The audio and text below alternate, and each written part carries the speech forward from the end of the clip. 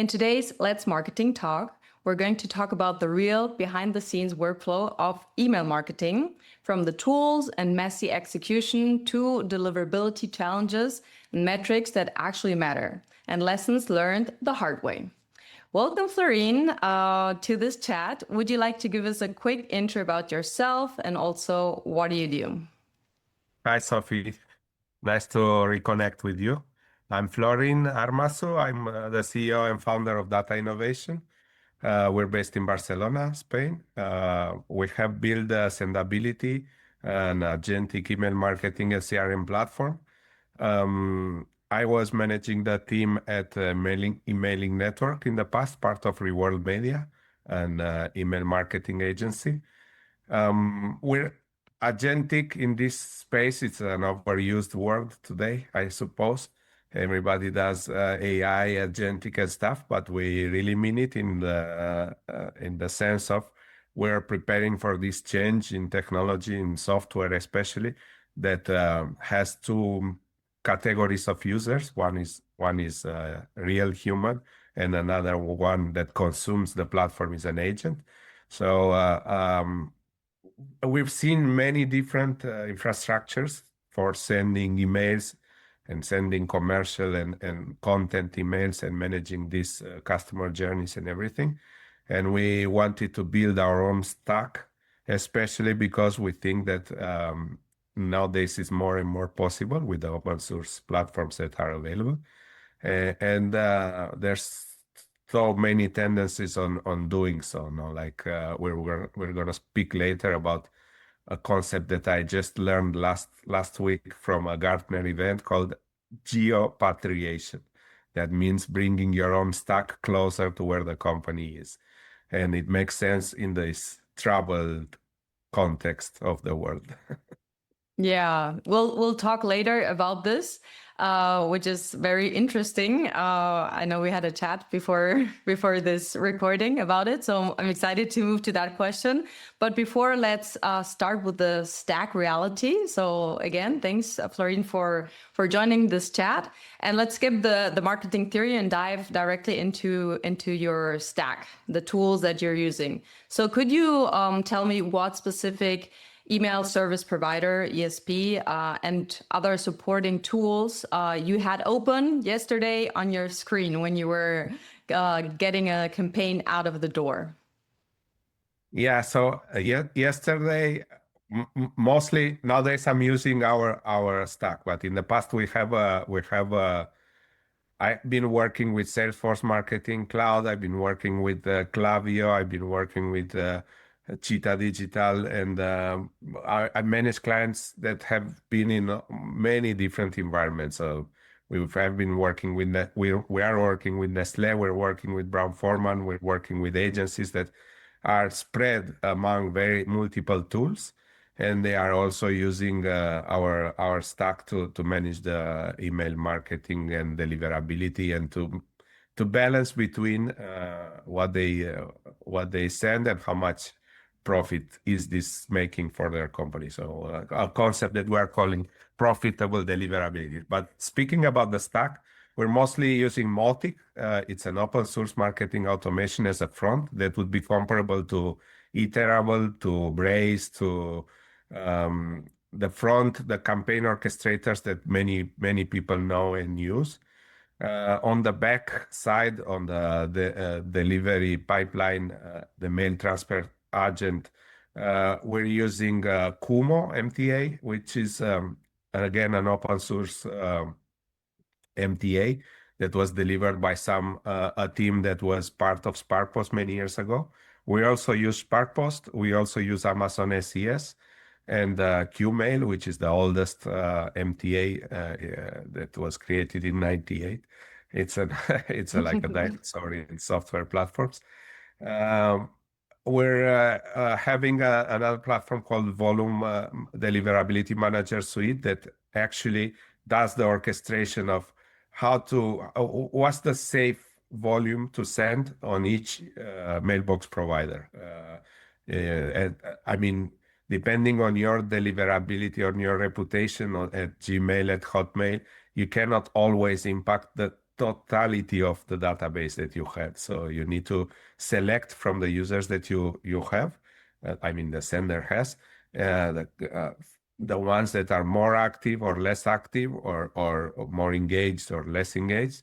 It's simply impossible, as it is in social networks or in some other channels, to reach your 100% of the number of subscribers if you don't have a good reputation. Now, Mm. that's Right. the work of deliverability, no? Yeah. And we have more layers. We use Tableau to do advanced analytics. Tableau is an application part of Salesforce, but it's the leader of visualization and business intelligence. We have been extracting for all our clients the data from their ESPs or from their infrastructures with the same idea in mind, no? So if your data gets locked in a vendor and you have a contract that has a data retention policy, or it's subject to some restrictions, you are like basically left incapacitated to work with your own data, with your own sense. So maybe you Mm. want to see how the sends were working 3, 4, 5, 7 years ago. The normal data retention policy is 2 years. Maybe you want to see it top to bottom or at a newsletter level by mailbox provider, but you also want to see multiple ESPs. That's why we use we use Tableau. We use email verification services. We have been checking all of them, like from Webula, which is Oracle, Bright Verify, which is Validity, and some other smaller email quality score, email list verify.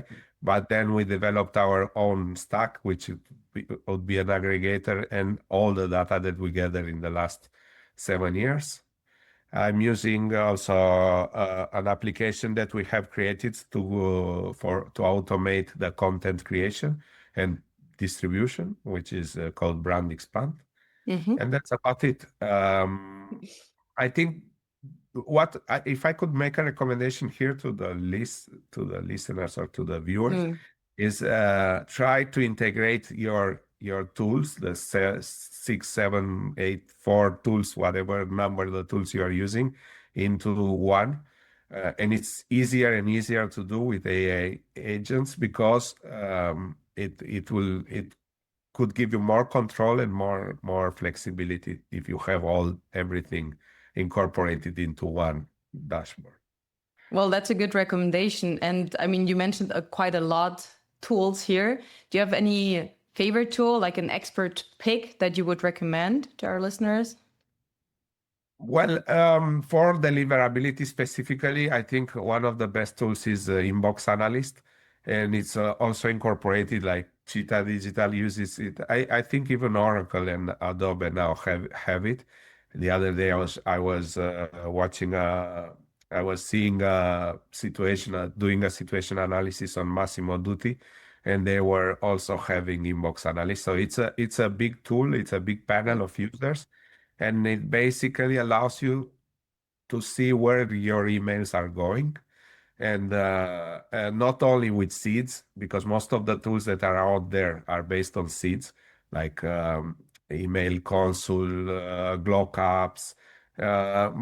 Most of the deliverability tools that are available are based on seeds, and a seed cannot replicate the real conditions, no? Like a user going to the email, ignoring one email, moving one email to spam. It's not really easy to simulate it. And Inbox Analyst has a panel of real users that allow them to see where the email lands. So that's valuable insights. Yeah. Okay, thanks for sharing that. And let's talk about what happens before sending out emails. So you have to build lists. And what is the actual tool workflow for cleaning and verifying email data so that you don't destroy your sender reputation? Well, that's a little funny because we're moving. I mean, the standard recommendation is to do double opt-in, and it's fine. I think it's a safe bet to do it. It's a standard. It has been a standard recommendation for a long time now. but it has like a point where you can fail, no? So if you have a bad reputation, the confirmation email will gonna land into spam. So you're Mm, gonna lose a lot of subscribers at the beginning when you are doing the double the confirm of mm, the registration. So you need to be aware of that step because you could lose a lot of initial subscribers in that step. And there's also the alternative to just do a single opt-in and verify the email that the user is inputting, verify that it's not a bot because that's very common nowadays. And that can be done with it's called honeypot. So it's some lines in the form that are not visible to a human, but they are visible to a bot. So the bot feels the feels mm-hmm, this, and you know that it's not a consumer. It's a bot. So you just discard this subscription. And it's also good if you are having consumers in your database that were not have been sent in a long time, like more than 6 months. Before starting to send to them again, it's a good practice to clean them again, to clean the list using a data verification tool, because there might be a lot of spam traps and other kind of unuseful or doubtful addresses inside. Do you have any case that you remember of data validation practices that went wrong, Sophie? Well, a lot actually. So usually, what I feel is the biggest pain point is that data cleaning, so that the actual database that you have is managed. So that's something. I mean, multiple clients manage it different ways. Do you have any recommendation here? What's like the best practice for this cleanup? For uh, cleaning out that the actual database is cleaned, or do you have like an internal tool or external tools? You mentioned that you use like this data cleaning tool, but overall to prepare lists, is there a go-to tool that you would recommend? I mean,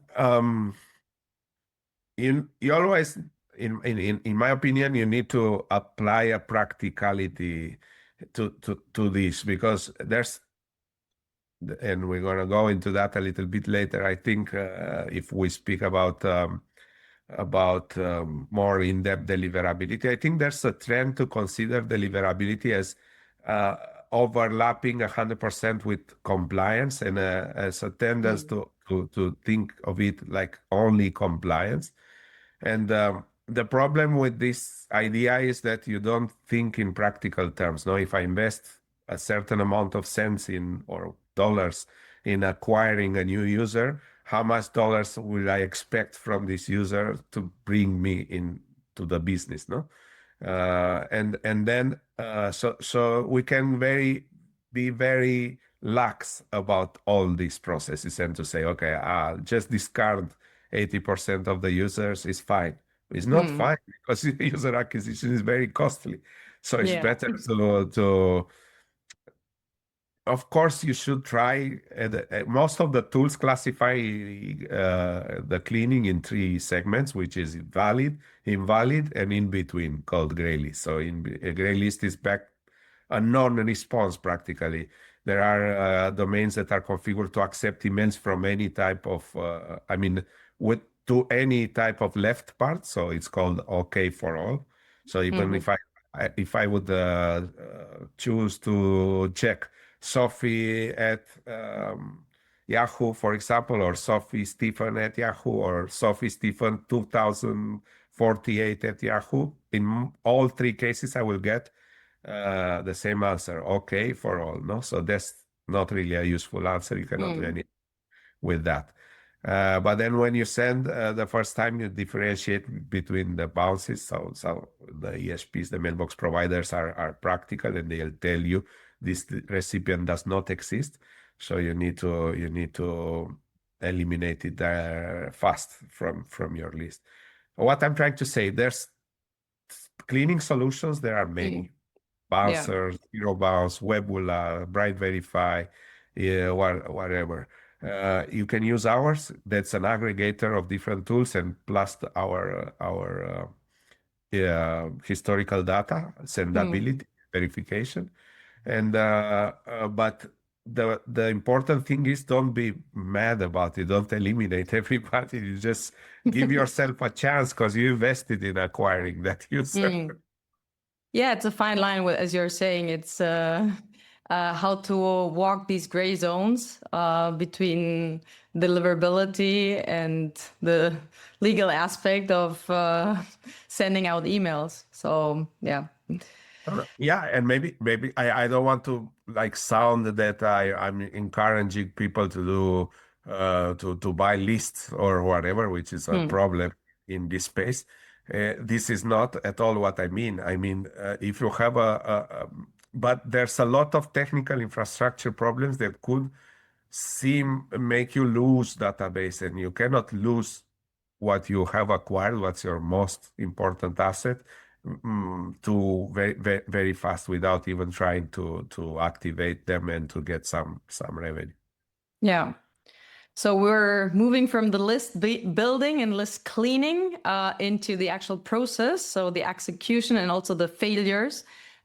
So could you walk me through the last, deployment pipeline of your latest email campaign? So from the beginning, which tools you touched, and also design or copy until you hit the send button. So walk me through this process. All right. Before I jump into this pipeline, I just wanted to say that I remember I read a Boston Consulting Group study recently, and not cleaning the database, it's considered one of the most important problems of deliverability, because Mm. spam traps create a real problem. Like it's a risk that you cannot really afford, and that comes from especially not having good user acquisition practices. But Yeah, so it starts before actually, right? So yeah.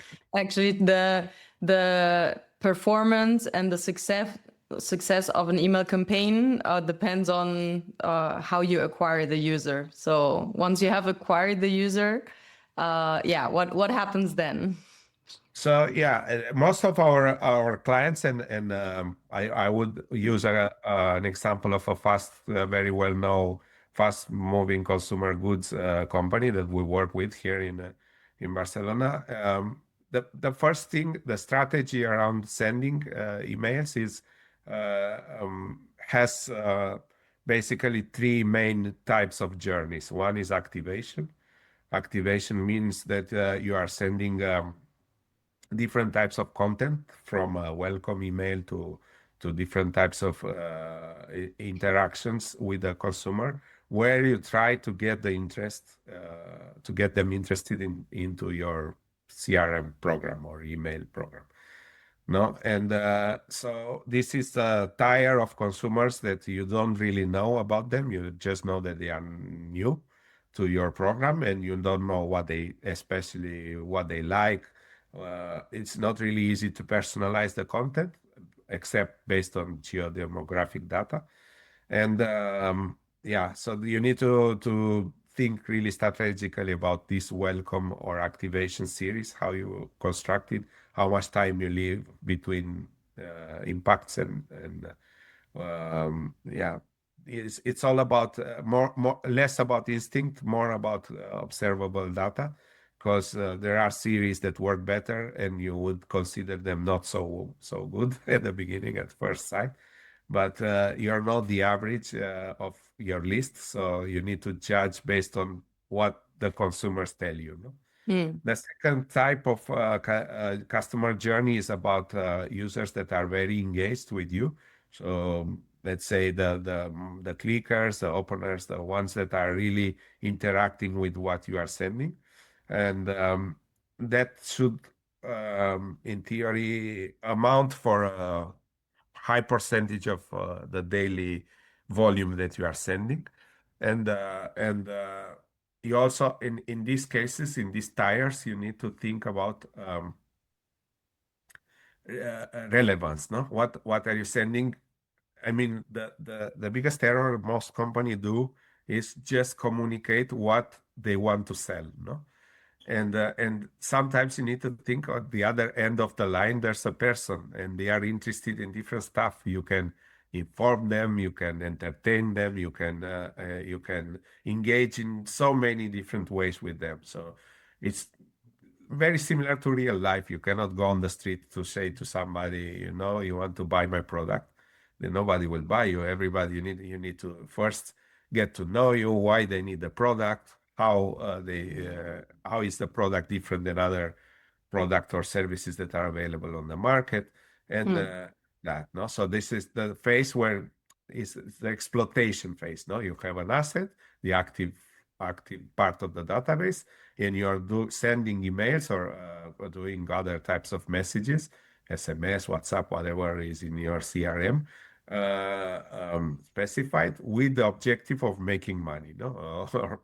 But you don't need to forget that these consumers also need something in return, no? So that's the relevance part. And there's another part where the interest starts to fade, and that's the third part of the journey, which is called the reactivation or sunset policy, and that applies to the less engaged tires, the ones that you have tried to activate, you have engaged with at some point maybe, or you have never engaged with, and now you need to try to see if you can recapture their attention, no? Or decide if you want to still send them emails or not. The trick with this part is that, and that's another deliverability maybe part that is not really spoken about, is that the modern spam filters have two layers also. So first layer is, do we allow this sender or this IP to send emails to our consumers? And that's the most common one, the one that we know for everybody from many years ago. There's a machine learning application, but it's kind of simpler. And the second layer is, is this email that we are seeing good for Sophie, good for Florin right now, or shall we deliver it into inbox or into spam? And that's the part where it gets trickier, because these consumers that are unengaged, are they really uninterested in your content, or they are not receiving in their inbox? Because if somebody receives in spam, it's like it's the same story. No, if a tree falls in a forest and nobody hears it, does it make a sound? So basically, coming back to this pipeline, you would first categorize the type of user or the type of campaign into either this activation campaign, the engagement campaign, or reactivation campaign. And could you just circle back for the listeners, like which tools you would touch from, for example, you can pick one of the segments, say an reactivation campaign, because I feel that is something that a lot of people, when they have users in their database, they haven't been touched for a while, so they want to reactivate them. So what would be the process here? Would you once you have that segment, until you hit the send button, what needs to happen so that you get to that point of sending that email out to reactivate users? So an important step is, once you know to whom you want to send, the question is what you want to send. No, so one of the common mistakes in content creation is sending the same as always. No, because it's more, people react very well to novelty. So it's trying at least to say the same thing in a different form, no? In a different format. You cannot just send the same newsletters. There's a catch though, because it's easier to send emails along with the active users, and it's more complicated to say, look, I'm gonna like physically now need to send to actives and inactives at the same time, so that the inactive cohort doesn't get sent directly to spam, and the message should be different, no? So it requires a kind of orchestration there that we have developed the platform in order to allow for that, but that's not always very common. Then after you have a content that is really good for, you think is really good for reactivation, that can be maybe even a text-based message. It needs to include persuasion tactics. It needs to include, it needs to be different than your common newsletters that you send. You send it and you measure. No, so a very important thing is you monitor and measure. So you monitor deliverability in Google Postmaster tools, Microsoft SNDS, at least the big two, big two, which amount at least like here in Spain amount for 80% of the consumers. In other countries is less, but it's still a significant quantity, more than 50%. So you need to at least measure this, and you need to see if you get complaints, you need to see if you get bounces, you need to see if you get responses, and things like that. Response, it's like a very the platinum of all user interactions is the most important one. Unless it's a complaint, right? Yes, yeah. Well, I mean, the complaint, the spam, touching the spam button is kind of strange, no? Because Gmail doesn't tell you that a user has clicked on the spam button unless you have a good reputation and it comes with spam and unsubscribe, so you get the unsubscription back. Yeah, Yahoo and Hotmail, they inform you. So if or the user, the consumer has made a complaint, so you need to take it off the list. At Gmail, you cannot take them off the list. You just see a campaign has had a higher percentage of complaints, but you don't know which were the consumers that complained. Yeah. And within this workflow from identifying the segment you want to send an email to, creating the content, being persuasive and creative about the actual copy and design you're using until you hit the send button. Do you find yourself specific bottlenecks that, keep coming back at the same point in the funnel? Yeah, well, my biggest struggle in the 15 years that I've been doing email is the content creation, to be honest.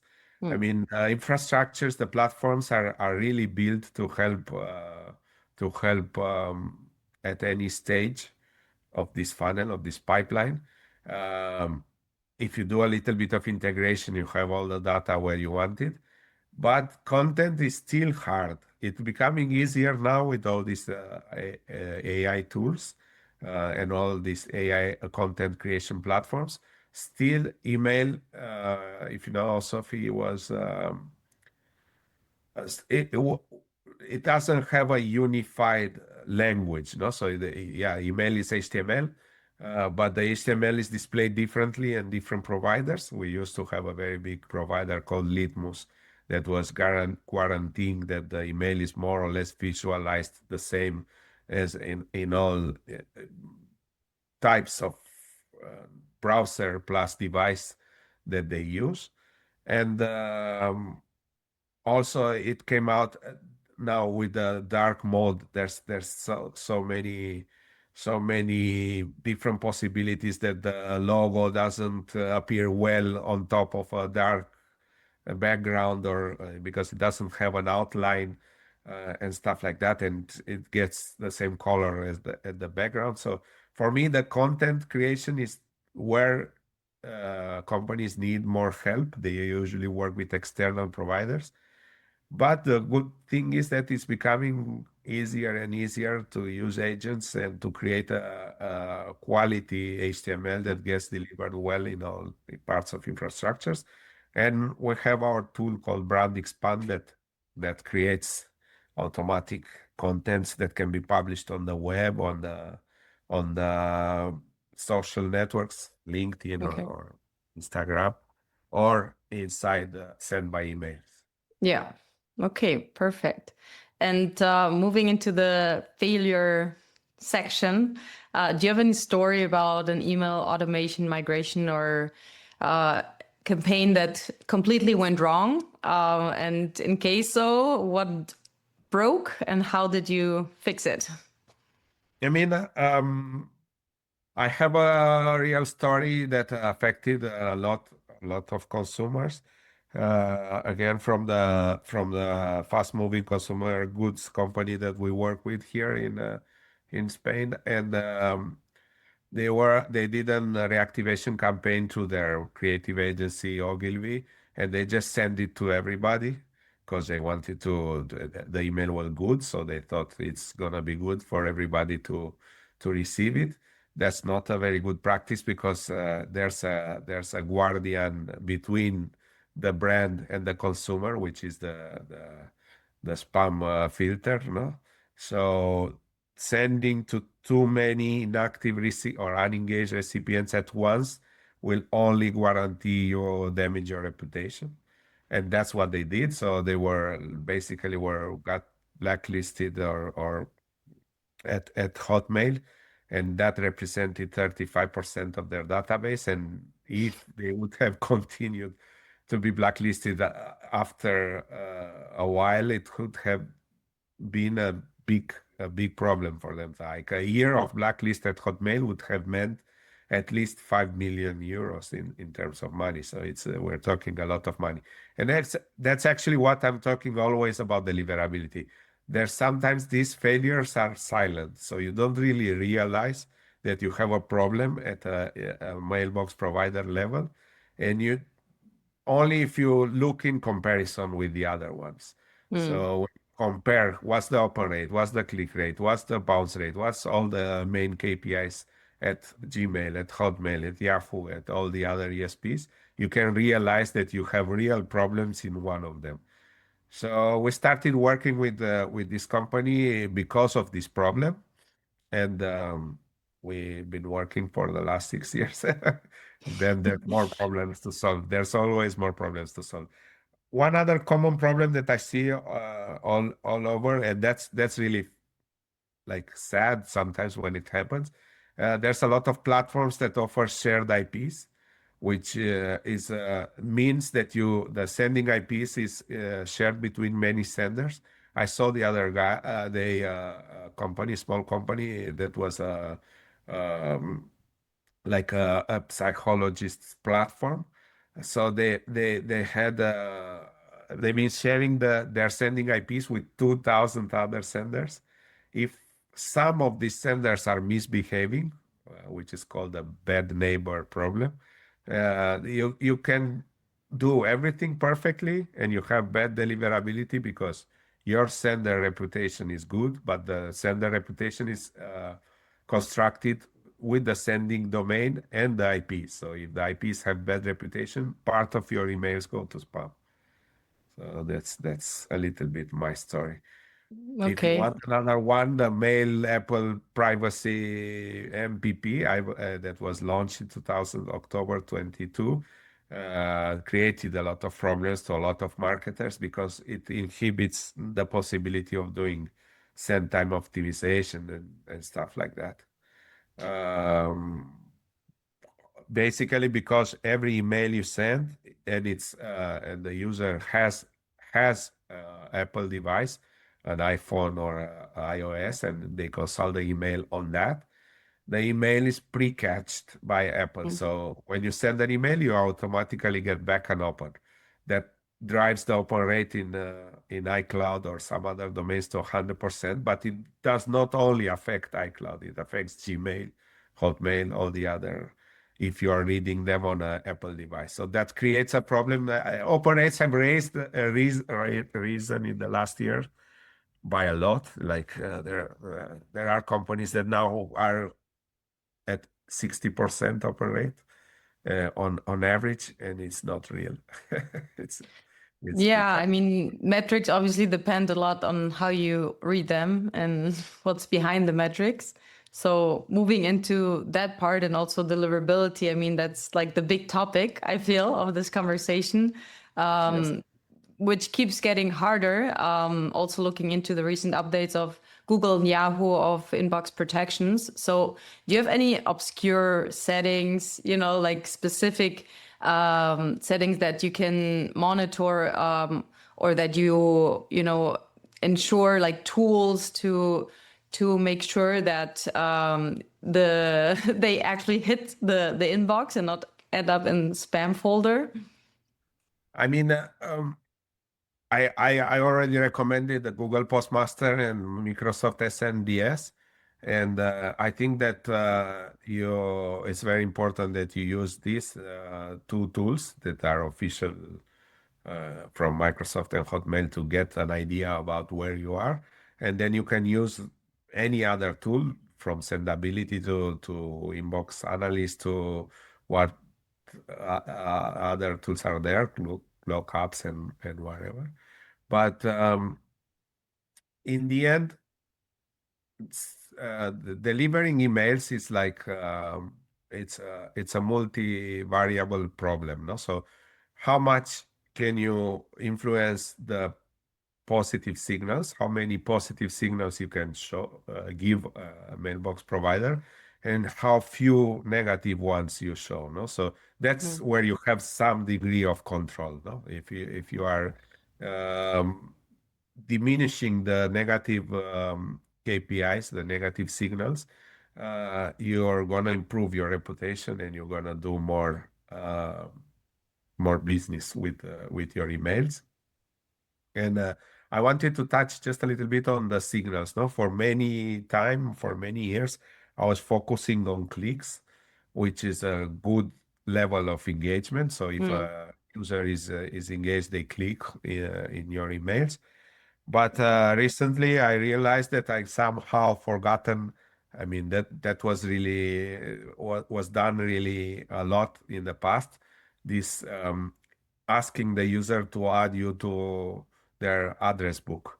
This is Oh, such an old thing in a way, but that sometimes you say, no, look, this is unnecessary. But it's a positive signal. So yeah, you have a consumer that has you, a brand sending them emails, or a professional sending them emails in their address book. That for the spam filter is a positive signal. And the most positive signal of all is the reply. And imagine, I mean, probably you've seen so many brands that have no reply. Did you see? There's many brands that still have no reply at something. yeah, yeah, And that's encouraging consumers not to reply to you and losing this advantage of having a positive signal.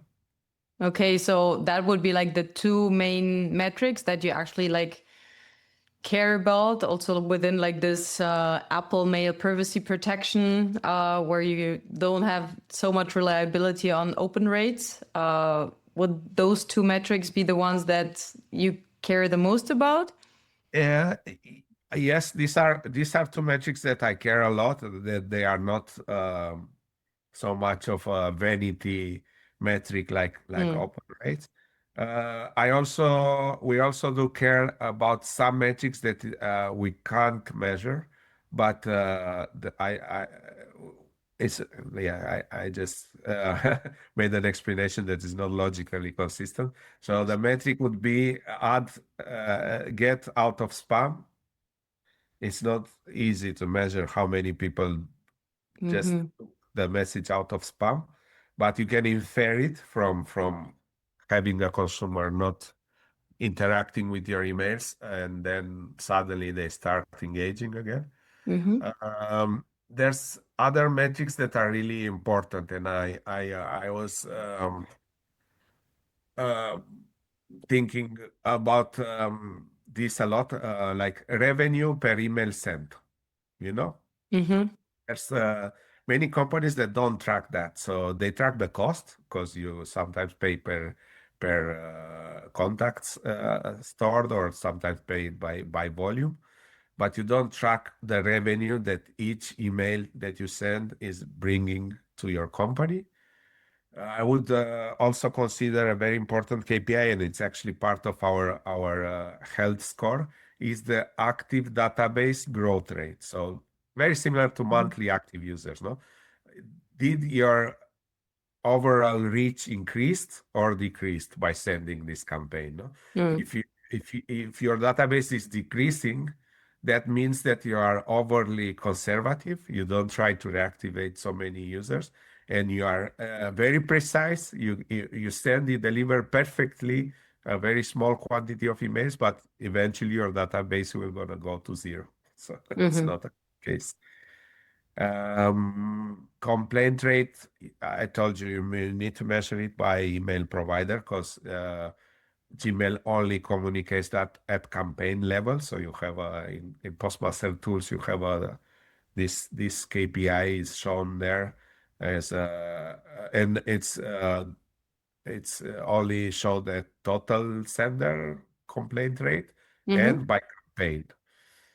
And then I don't know, click-through rate sometimes when you are thinking it's also has decreased lately because the denominator increased, no? So you think about open rates are highly skewed right now. It's not, they are not consistent. It's a lot of non-human interactions, like fake interactions, precatched interactions. So the click-through rates decreased. It's better to look at the click rate by itself. Yeah. Okay. And we have created a health score, and some platforms also do have it, like SparkPost. And that's an aggregate of you give a certain score to click rate, a certain score to open rate, a certain score to block bounce rate, a certain score to all these KPIs, and then you have an aggregated value that shows you in one number where you are in terms of reputation. Okay, you mentioned now quite a lot of metrics. Is there one that you would highlight out of these? I mean, they're all important, but is there one that you would say, okay, this is the one that marketers should really obsess about? Let's do an exercise. You tell me what would be your preferred metric, and I will validate.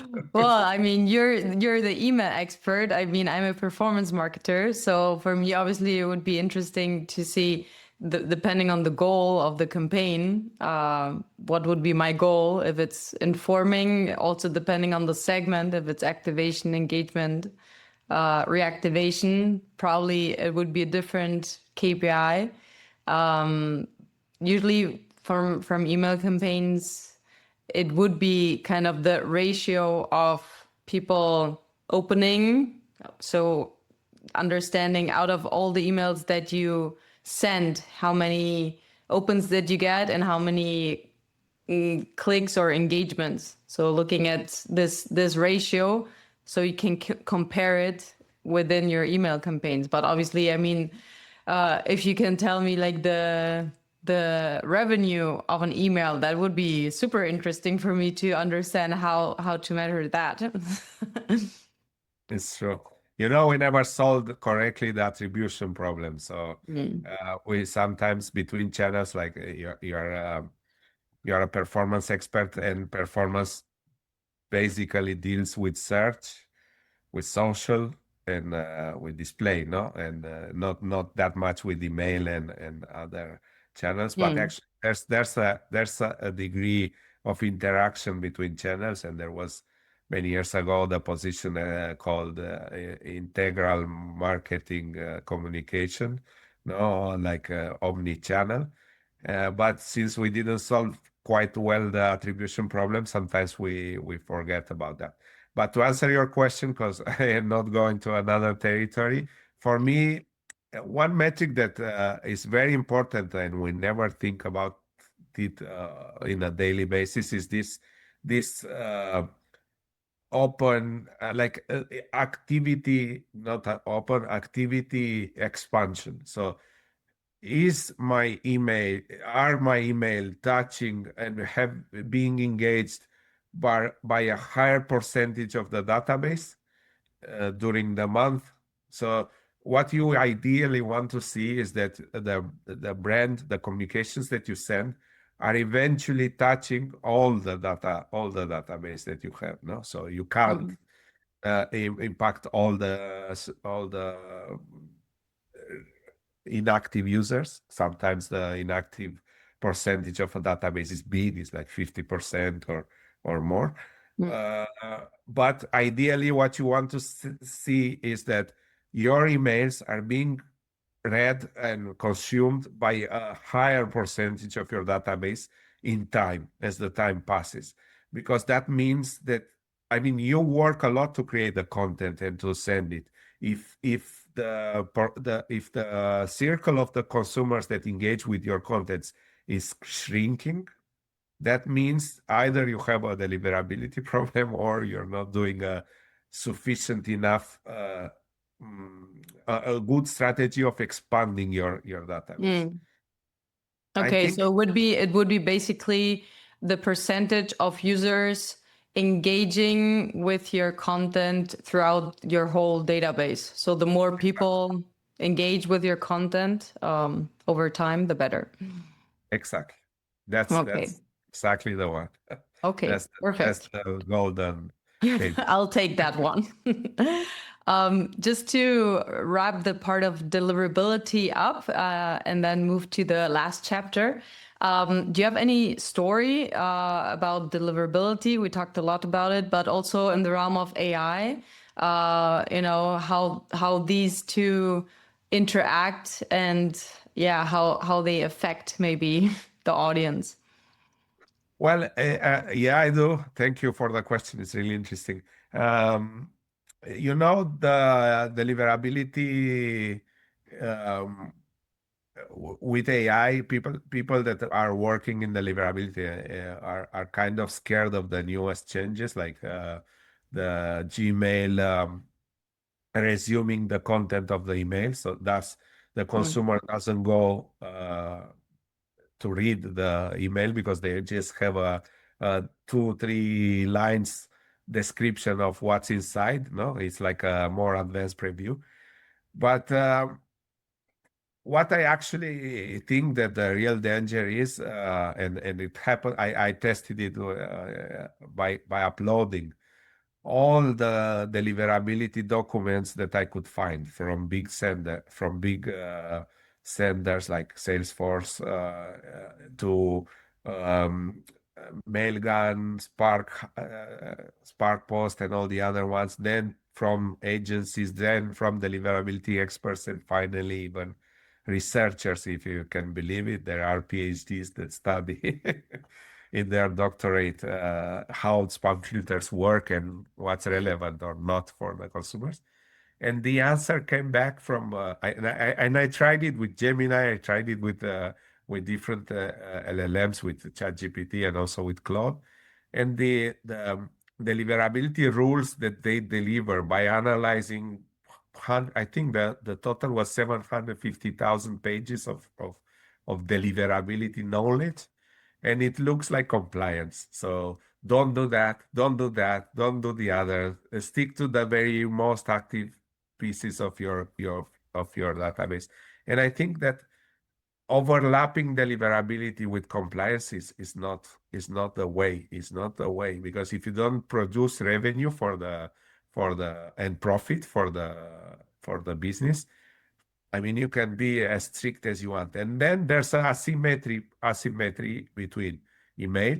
In email, we are very righteous, but the same asymmetry doesn't apply to social media or to other channels. So in social media, you can say that I didn't like this content and I don't want to see it again, but nobody guarantees you that you'll not see that again, or you're not going to be punished by 4% of the company revenue because you showed it again.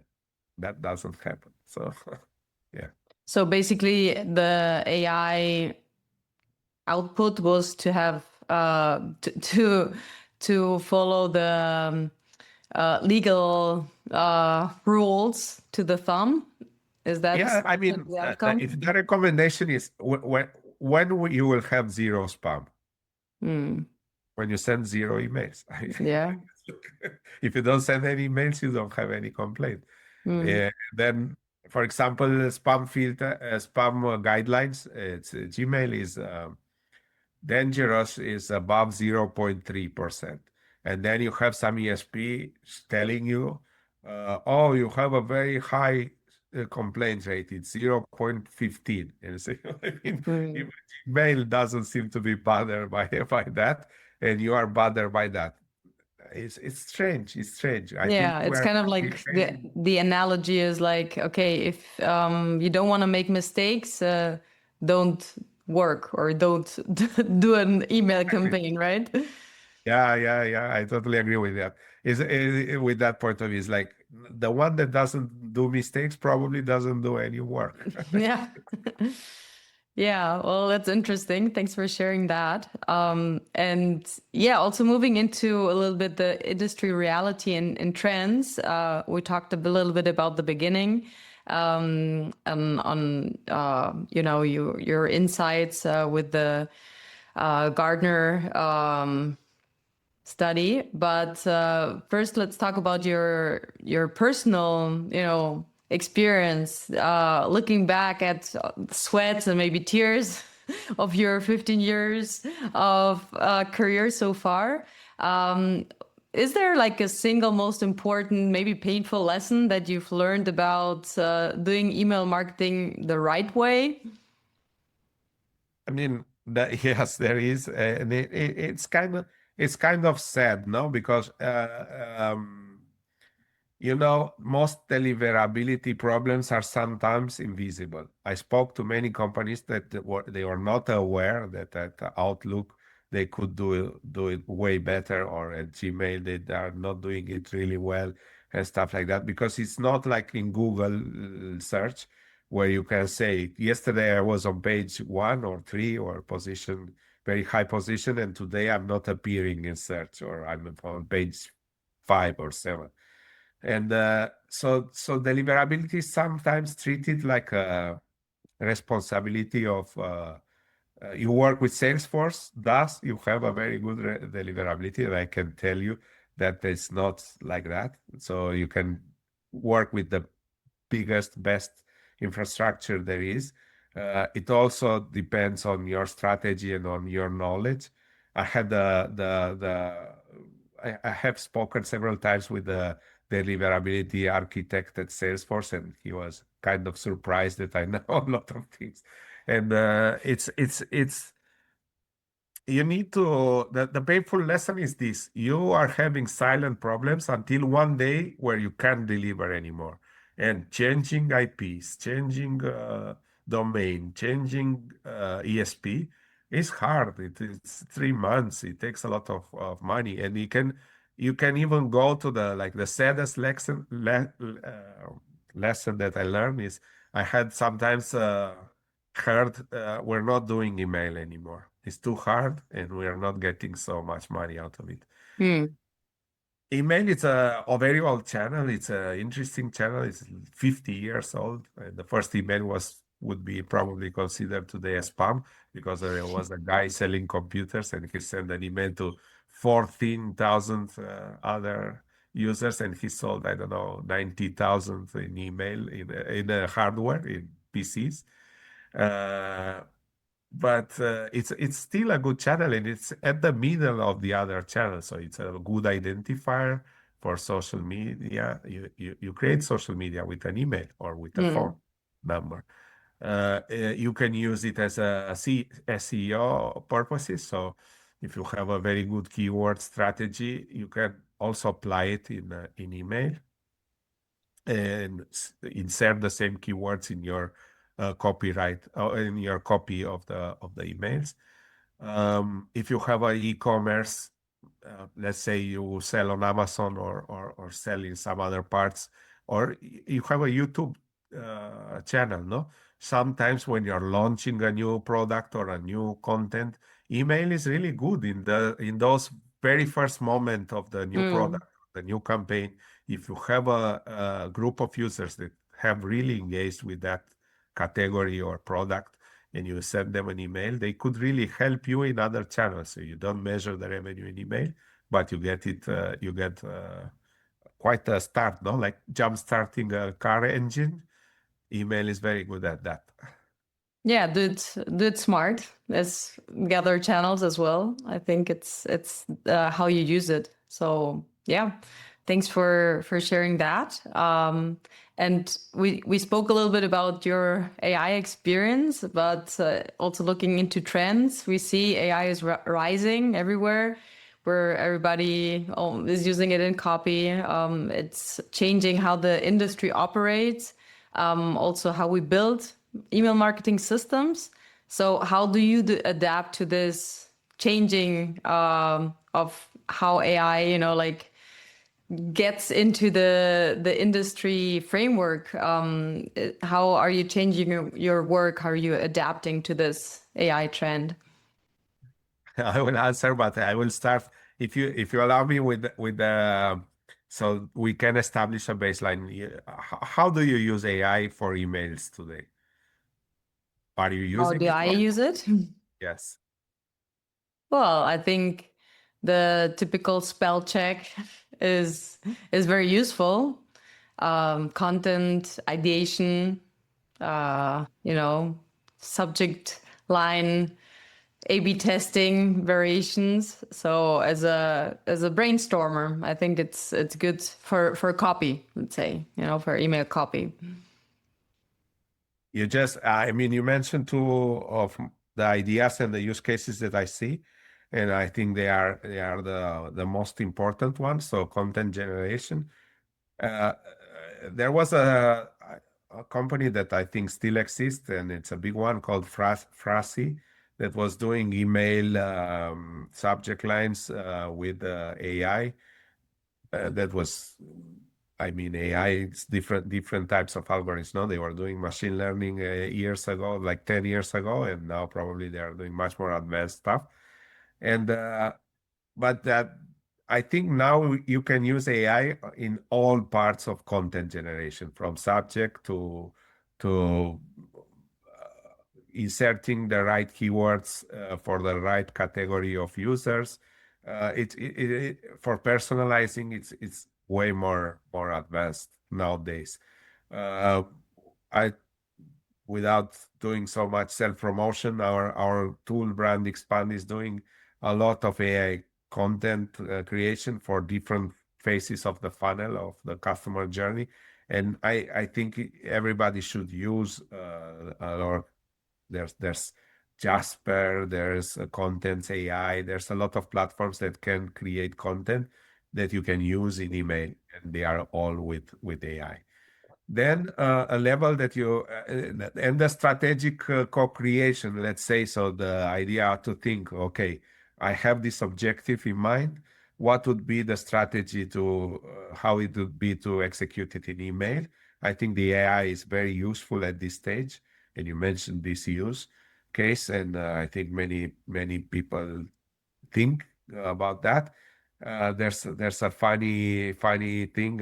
You don't need to outsource responsibility of the strategy all to the AI, because you'll get a very average strategic plan. They are getting better and better at it, but you still need to think, and you could think better. So one of the good examples would be do a strategic plan, explain it to AI, and ask it to challenge it, to tell you what are the things that you are not seeing, what are the problems and the issues that you are not observing. Hmm. And then there's a level of operational intelligence, like I told you, selecting which are the users that are more probable to interact with your emails tomorrow. It's a problem that you can solve better with AI, no? Because you could do it with other tools, and even if you can set it up with a logic, no, with a segment logic. But to execute it in practice in production, let's say, it's complicated Hmm. without AI. And Yeah. I wanted to make a mention in this point how AI is changing email marketing. Your question. I think there's a new avalanche of spam of cold email, no? I'm getting every day a lot of emails about Mm. services haven't requested, and most of them are created using AI. This is like a negative uh, usage of AI, and actually it's like pretty much not well seen by the community, by M3AAWG, that's the mobile and anti-abuse committee. It's not well seen, and it's rising. Yeah, there's definitely rising AI content and emails within the ecosystem. And also moving into the industry pricing, is there any, like hidden cost of email marketing that you think is out there and that people don't see until it's too late? Especially like looking at the per contact pricing model that oftentimes punishes growth. Yeah, that's such a great question. Um, yes, basically, many years ago, email was charged by 1,000 emails sent, and there was a volume a discount, a volume rebate when you are reaching certain volumes, and that's changed 5, 6 years ago when there, or maybe even more, when a lot of tools started charging by the number of contacts that you have stored there. Maybe the first one was even HubSpot. So HubSpot is really, really good if you have 1,000 emails. It's Mm. really, you have a suite that is perfect at a very low cost. But when you scale, you get really, really taxed on that growth. So imagine 50,000 emails at HubSpot can cost you 3,000 a month, which is a quite high price. So why is it hidden? Because you don't think, you say, oh, that's really nice. I will not for a small business having 50,000 contacts is not from one day to another, and Mm. you don't think that you'll have the users that are unengaged. You're not going to send 12 or how many emails this type of pricing allows you to send per month. You're not. So you're paying for an asset. You're paying too much for an asset that you're not exploiting, and you want to keep it there so that you don't accidentally resubscribe an unsubscriber or Mm. stuff like that. But you can't, because you'll be paying every month for somebody that you are not even contacting. So yeah, I think that's a pricing trap that you should avoid. So if you're being charged by contact, switch to another solution that does not charge that. It's a good signal, right? Yeah, and then there's many other companies that, I don't know. I've seen so many use cases that you have a Ferrari and you are using it like it's a bicycle, no? So you're not using all the features. So why pay hundreds of thousands of dollars just to have an infrastructure that you don't use? So it's more common now to think about, am I going to use this infrastructure? I'm going to pay per usage or Right. yeah. And moving into the question that ties to the right beginning, this Gardner identified that the current geopolitical situation context is pushing companies to repatriate their CRM and email structure into regions where they have like a more secure relationship. Doesn't matter really like where your email infrastructure is hosted, and should it matter? What's your point here? Well, my point is that I was not really aware of this trend. I was thinking it in my own terms, no? So we live in Mm. troubled times. I mean, we're not going to enter into politics of it, but ideally, you'd like to have your data and the consumer data in a region that is more friendly to where the company is located uh, in terms of legislation. So without saying big stuff, but imagine you will someday have taxes on importing your data from a country that's been putting a lot of taxes nowadays. So it's better to have it in a data center near you, no? So even though you cannot have it in your own country, it's better to have it closer to you or in a more geo-friendly, more friendly geography, no? And that refers to any kind of infrastructure, not only to email. That refers to any type of platform that you are having. So there's also in this Gartner event that was last week in Barcelona, they're saying that in Europe, in EMEA, Europe, Middle East, and Asia, 70% of the organizations are designing actively to geopatriate. That means bring closer to their home offices their technological stacks. Why not do it with email too? What we can do for our clients is install the infrastructure where they want it. So if they want to install it if the company's in Canada and they want to install it in Canada, I will be more than glad to set up the infrastructure in a server there. If they are in Spain, the same. If they are in Germany, the same. Would it be a risk to have it in US?